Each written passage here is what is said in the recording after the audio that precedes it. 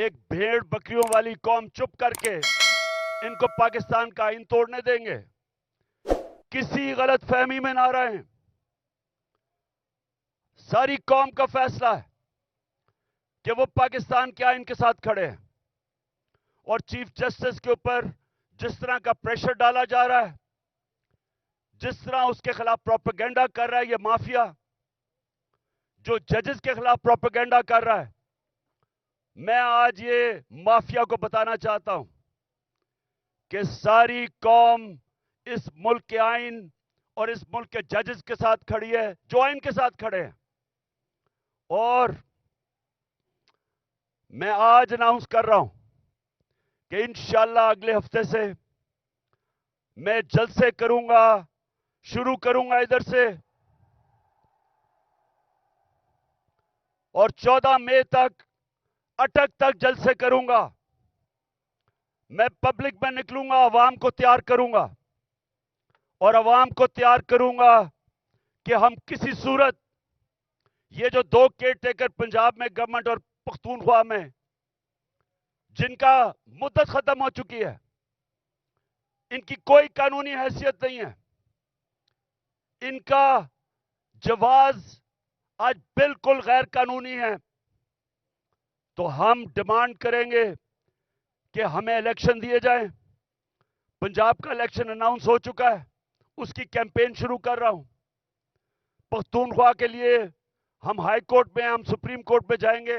وہاں کے لوگوں کے لیے بھی الیکشن چاہتے ہیں، کیونکہ 70% پاکستان میں عوام کی کوئی نمائندگی نہیں ہے. ہمارا آئین پاکستان کا کہتا ہے کہ اللہ کی حاکمیت کے بعد عوام کے نمائندوں کی حاکمیت ہے. نہ اس وقت پختونخوا میں ہے اور نہ پنجاب میں ہے. اور میں آج ایک اور بات کہنا چاہتا ہوں کہ اگر یہ حکومت چلتی گئی، انہوں نے ملک کا دیوالیہ نکال دیا ہے، ملک کی تاریخ کی سب سے زیادہ مہنگائی کی ہے. آج 3 گنا مہنگائی ہے. جب جنرل باجوہ نے ہماری سازش کے تحت گورنمنٹ گرائی تھی، 1 سال میں 3 گنا مہنگائی ہے پاکستان میں. آج سن لو ذرا سارے پاکستانیوں، آپ کے بینک میں 1 سال پہلے جو 100 روپیہ تھا، آج وہ اس کی صرف خریدار کی قوت 62 روپیہ رہ گئی ہے. اور اگر جس کو کہتے ہیں جو ہر انسان استعمال کرتا ہے، جس کو سینسٹیو پرائس انڈیکس کہتے ہیں، اس میں اگر 100 روپیہ تھا تو آج صرف 52 روپے رہ گئے. یعنی کہ تقریباً آدھا پیسہ ہو گیا آپ کا 1 سال کے اندر، جب سے یہ امپورٹڈ کرپٹ لوگوں کی حکومت آئی ہے، این آر او والی حکومت آئی ہے. تو جب انہوں نے ملک کا دیوالیہ نکال دیا، تاریخی قرضے لے لیے، مہنگائی میں لوگ ڈوب رہے ہیں، فیکٹریاں، انڈسٹری بند ہو رہی ہے، بے روزگاری بڑھ رہی ہے، اور اس کے علاوہ دنیا میں پاکستان ذلیل ہو رہا ہے. جو بلاول بھٹو ہندوستان گیا ہے، جس طرح کا وہاں رویہ ہندوستان کے فارن منسٹر کا تھا، یہ ہم سب کے لیے شرمندگی کا باعث ہے. سوال یہ پوچھتے ہیں کہ ساری دنیا کے چکر لگا رہے ہو بلاول بھٹو، پہلے بتاؤ جانے سے پہلے آپ یہ کسی سے پوچھتے ہیں کہ جب آپ ایک ملک کا پیسہ خرچ کر رہے ہیں، ڈالر خرچ کر رہے ہیں ٹرپس پہ، تو اس کا فائدہ اور نقصان کیا ہوگا؟ کیا فائدہ ہوا آپ کو ہندوستان میں جا کے جس طرح کا اس نے زبان استعمال کی ہے؟ اور میں آج ہندوستان کے فارن منسٹر کو بھی کہنا چاہتا ہوں کہ کیا آپ میں کوئی تہذیب نہیں؟ کیا آپ میں کوئی ایٹیکیٹ نہیں کہ ہمارے آپ کے ملک میں ایک مہمان آتا ہے، یا تو اس کو بلائیں نا، لیکن بلا کے اس طرح ذلیل کرنا یہ ہندوستان پہ ریفلیکٹ کر رہا ہے. یہ آپ کا جو تکبر ہے، میں نے یہ جو تکبر آپ پہ دیکھ رہا ہوں، یہ یاد رکھے کہ اللہ کا قانون ہے کہ جو طاقتور ہے وہ ہمیشہ طاقتور نہیں رہتا، اور جو کمزور ہے وہ کمزور بھی ہر باری نہیں، ہر وقت نہیں رہتا.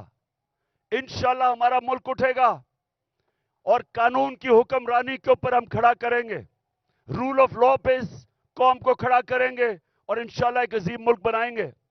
لیکن اس سے پہلے ملک میں الیکشن کی ضرورت ہے. اس ملک میں الیکشن ہو، عوام کے نمائندے اوپر آئیں. یہ جو گھس بیٹھی ہے سازش کے تحت، پیسے چوری کے پیسے سے لوگوں کو خرید کے، اور یہ جو اوپر آ کے بیٹھے ہیں، یہ جب تک ہے ملک نیچے جاتا رہے گا. یہ جو جنرل باجوہ نے تحفہ دیا ملک کو، جو اس ملک کو تباہی، جو جنرل باجوہ نے ملک سے کیا ہے، کوئی دشمن بھی نہیں کر سکتا تھا. کوئی دشمن ایک سال میں پاکستان کو وہ نقصان نہیں پہنچا سکتا تھا جو جنرل باجوہ پہنچا کے گیا. اور یہ جو شہباز شریف ہے، میں سے سوال پوچھتا ہوں کہ تم برطانیہ کیا کر رہے ہو؟ تم جو برطانیہ چلے گئے ہو، آپ کے پاس ٹائم اتنا زیادہ ہے؟ کیا آپ کو پتا نہیں کہ یہاں 2 دن پہلے 6 ہمارے فوجی شہید ہوئے، 7 پارا چنار میں ٹیچر کو انہوں نے گولیاں ماری. مہنگائی تاریخی ہے. ان حالات کے اندر تم کیسے ملک چھوڑ کے وہاں چلے گئے؟ کیونکہ پیسہ تمہارا باہر پڑا ہے، بھائی تمہارا مفرور باہر بیٹھا ہوا ہے، بزنسز آپ کی باہر ہیں، بچے آپ کے باہر ہیں، آپ کی بزنسز، بچے، آپ کے علاج، سب کچھ ملک سے باہر ہے. تو ملک صرف پیسہ بنانے کے لیے آتے ہیں.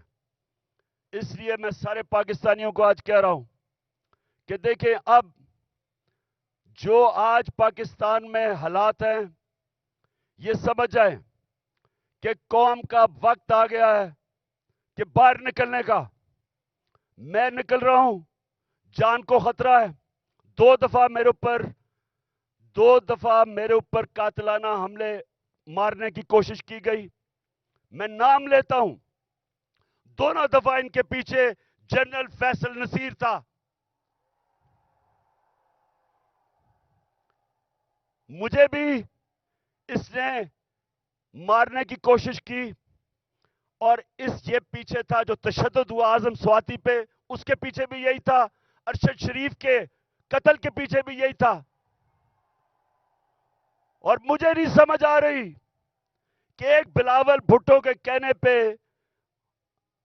جنرل باجوہ نے کراچی کے اندر ایک سیکٹر انچارج ISI کا تبدیل کر دیا. ہم یہاں 1 سال 8 مہینے سے اس آدمی کا ظلم سہ رہے ہیں.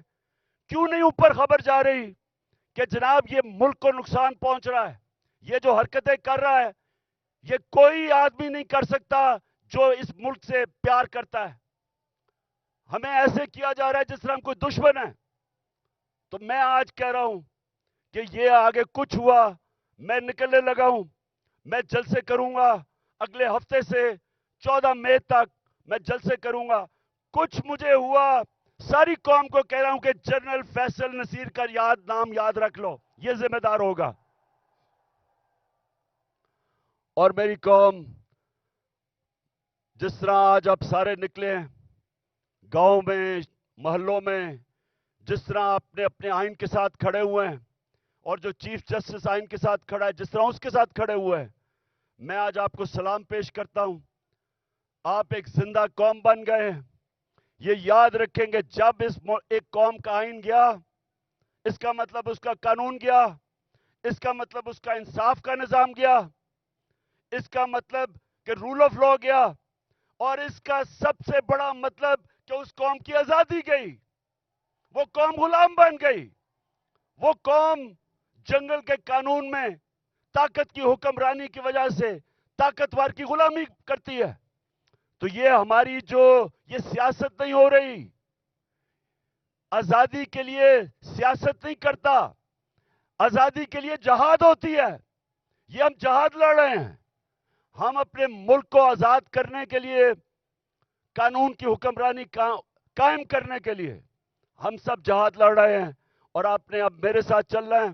میں اب نکلنے لگا ہوں, اور انشاءاللہ ہم تب تک سانس نہیں لیں گے جب تک الیکشن کروا کے اس ملک کو آزاد نہیں کرتے. پاکستان زندہ باد.